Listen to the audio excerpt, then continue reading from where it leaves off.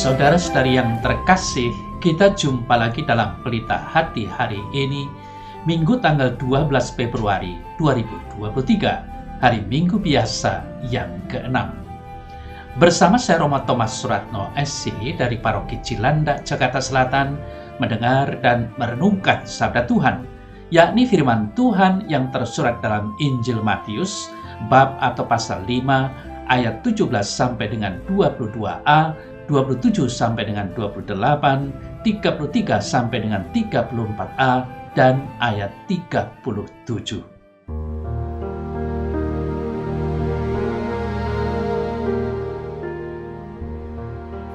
Dalam khotbah di bukit, Yesus mengajar murid-muridnya, katanya, "Janganlah kamu menyangka bahwa aku datang untuk meniadakan hukum Taurat atau kitab para nabi. Aku datang bukan untuk meniadakannya, melainkan untuk menggenapinya. Karena aku berkata kepadamu, sesungguhnya selama belum lenyap langit dan bumi ini, satu iota atau satu titik pun tidak akan ditiadakan dari hukum Taurat sebelum semuanya terjadi. Maka aku berkata, jika hidup keagamaanmu tidak lebih benar daripada hidup keagamaan ahli-ahli Taurat dan orang-orang Farisi, sesungguhnya kamu tidak akan masuk ke dalam kerajaan sorga. Kamu telah mendengar yang difirmankan kepada nenek moyang kita, jangan membunuh, siapa yang membunuh harus dihukum. Tetapi aku berkata kepadamu, setiap orang yang marah terhadap saudaranya harus dihukum. Kamu telah mendengar firman, jangan berzina. Tetapi aku berkata kepadamu, setiap orang yang memandang perempuan serta menginginkannya sudah berzina dengan dia di dalam hatinya. Kamu telah mendengar pula yang difirmankan kepada nenek moyang kita, jangan bersumpah palsu, melainkan peganglah sumpahmu di depan Tuhan.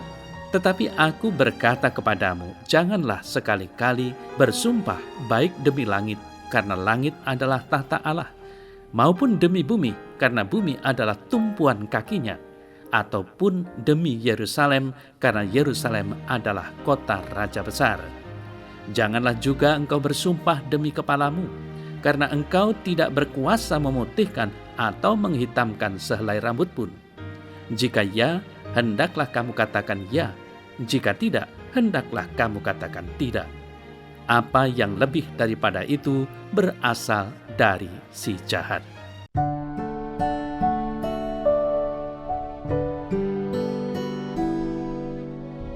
Saudara-saudari yang terkasih, hidup ini adalah seumpama rangkaian ujian yang kalau dilalui dengan benar akan mengantarkan kita kepada kelulusan, yaitu sampai pada kebahagiaan kekal di sorga.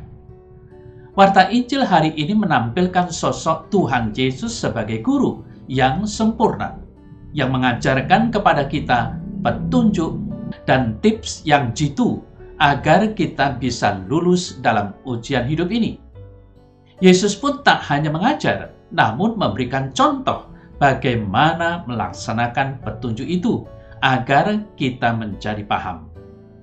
Demikianlah, Yesus mengajar para muridnya tidak semata dengan melarang ini dan itu, tetapi Yesus menanamkan pengertian dasar yang ada di balik larangan untuk berbuat jahat, yaitu bahwa Tuhan menghendaki kita memperoleh kebahagiaan kekal sebagai tujuan akhir hidup kita.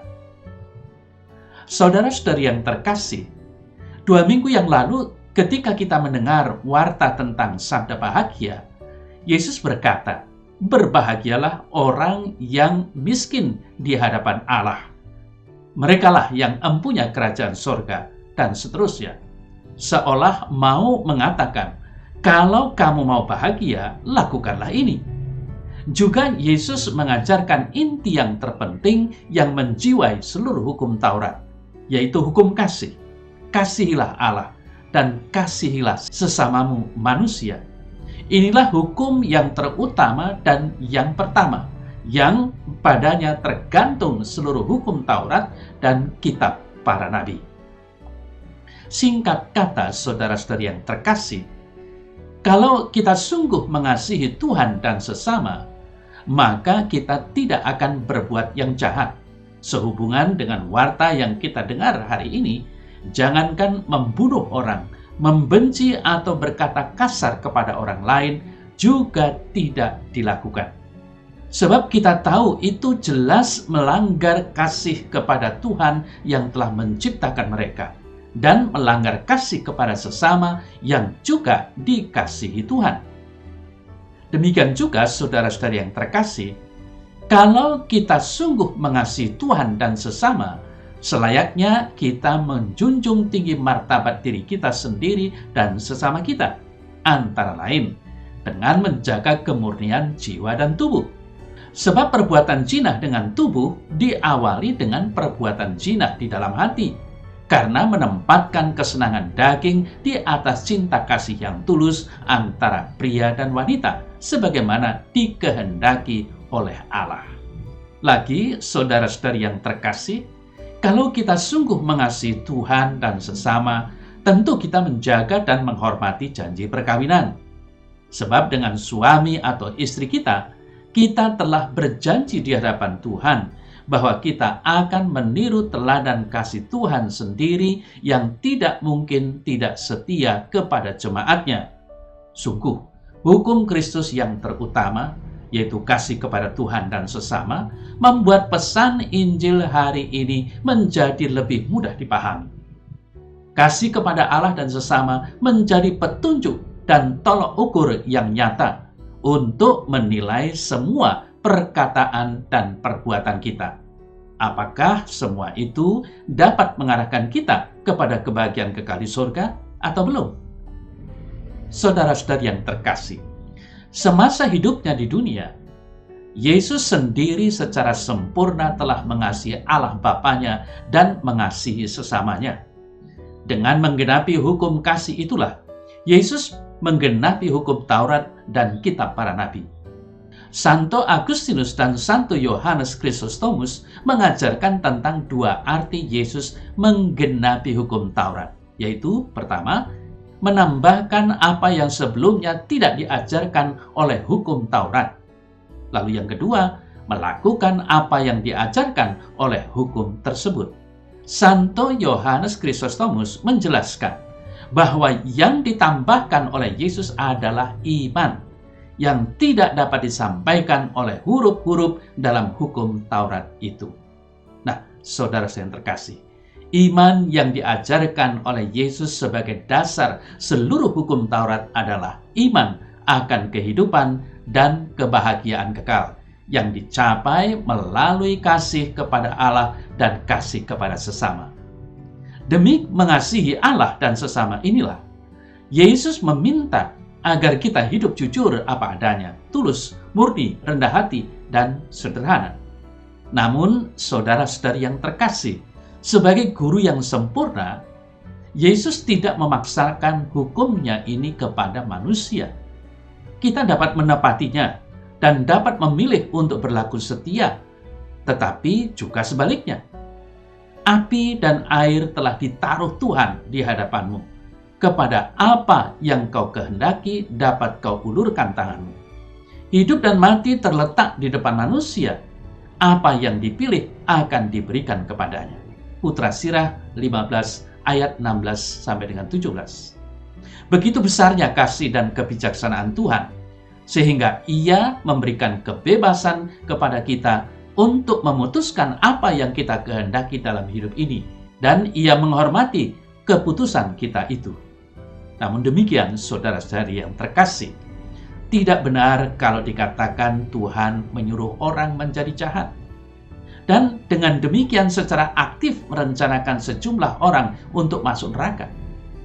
Kalau sampai manusia berbuat jahat, itu bukan karena Tuhan yang mendorongnya, namun karena kehendak orang itu sendiri.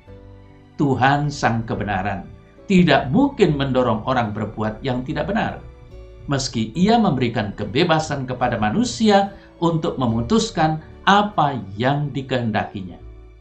Sabdamu adalah kebenaran.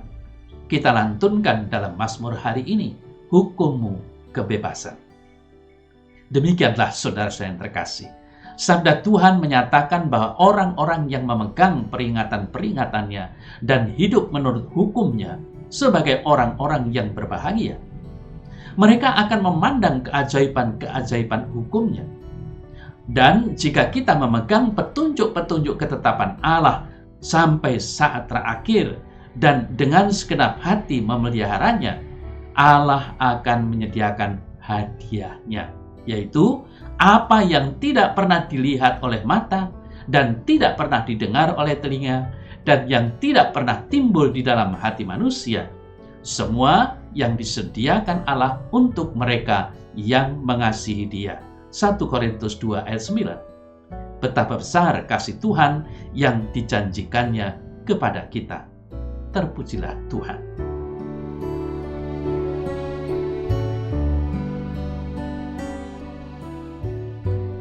Dalam nama Bapa dan Putra dan Roh Kudus. Amin. Ya Tuhan Yesus, kami bersyukur untuk karunia iman yang Kau berikan kepada kami. Dengan memberi dasar iman inilah, Engkau telah menggenapi semua hukum dan nubuat para nabi. Semoga rahmat-Mu meneguhkan iman kami, agar setiap hari kami semakin mengasihi Engkau dan mengasihi sesama kami. Amin. Semoga Allah yang Maha Kuasa memberkati saudara sekalian, Bapa dan Putra dan Roh Kudus. Amin.